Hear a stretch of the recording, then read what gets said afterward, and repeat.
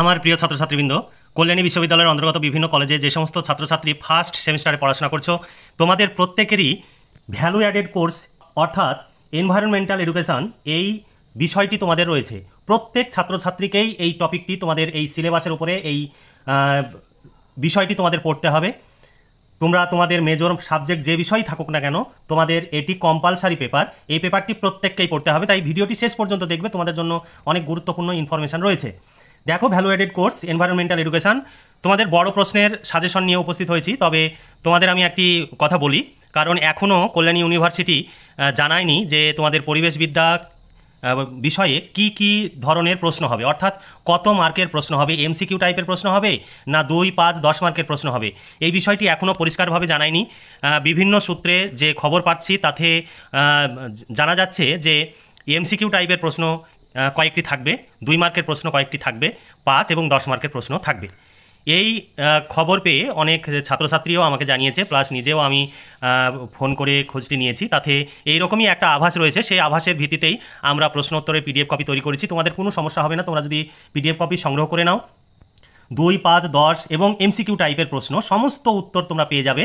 200 টাকা পেমেন্ট করতে হবে। আর যদি তোমরা ভাবো যে আমি শুধু এমসিকিউ প্রশ্ন নেব, পুরো সিলেবাসের ওপরেই প্রশ্ন উত্তর রয়েছে।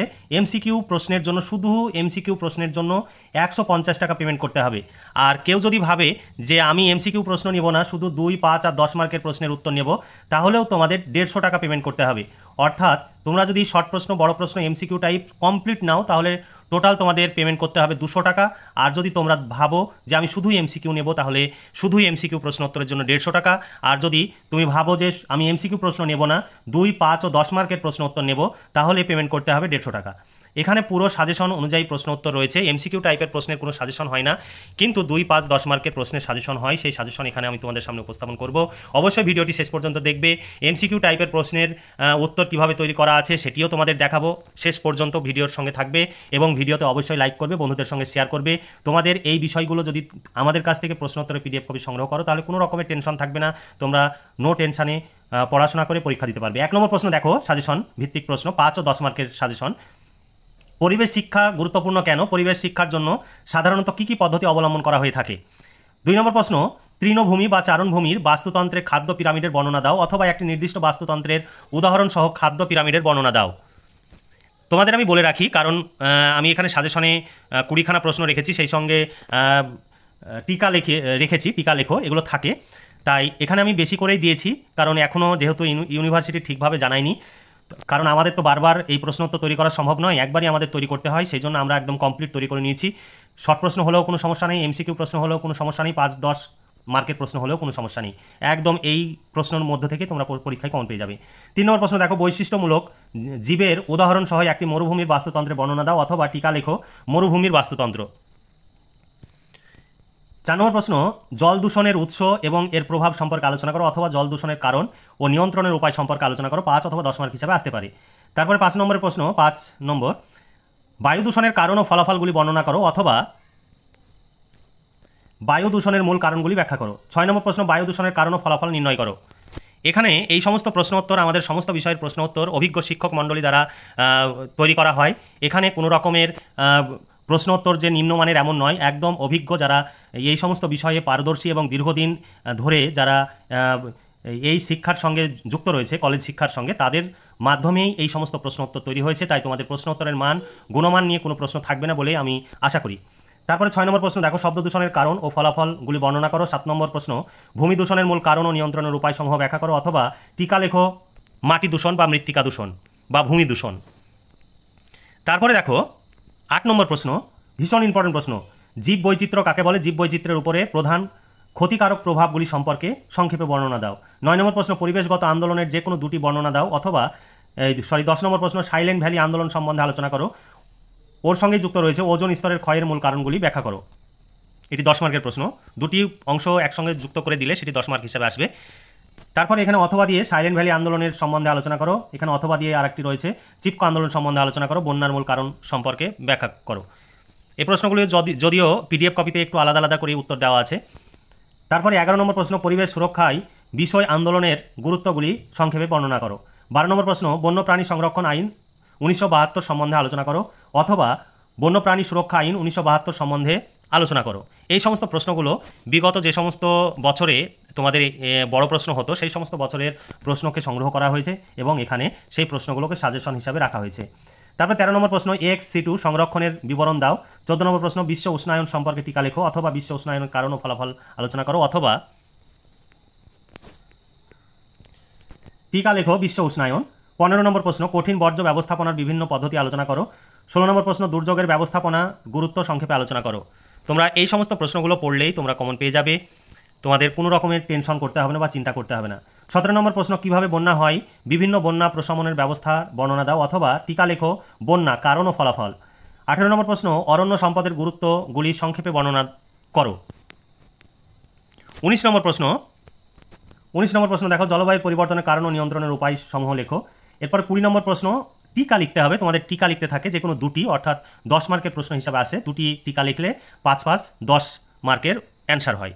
এখানে দেখো, এখানে আমি বেশ কিছু টিকা রেখেছি, এই টিকাগুলো পড়লেই তোমরা কমন পেয়ে যাবে যদি এই 5-10 মার্কের প্রশ্ন পরীক্ষায় হয়।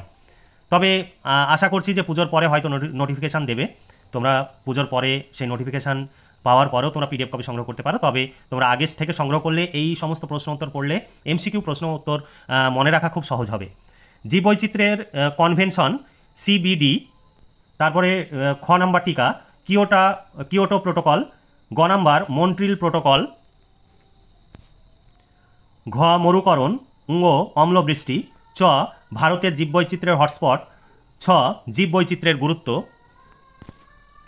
আর বর্গীয় জ গ্রিন হাউস প্রভাব। অর্থাৎ এই কটি টিকা তোমাদের দেওয়া রয়েছে, এই কটি টিকা পড়লে আশা করছি এখান থেকে দুটি পাবে। আর এখানে যে সাজেশন ভিত্তিক প্রশ্নগুলো রয়েছে এগুলো পড়লে তো যদি 5 ও 10 মার্ক হিসাবে তোমাদের পরীক্ষায় আসে সমস্ত প্রশ্নই কমন পাবে। আর তোমরা অবশ্যই পিডিএফ কপিটি সংগ্রহ করো।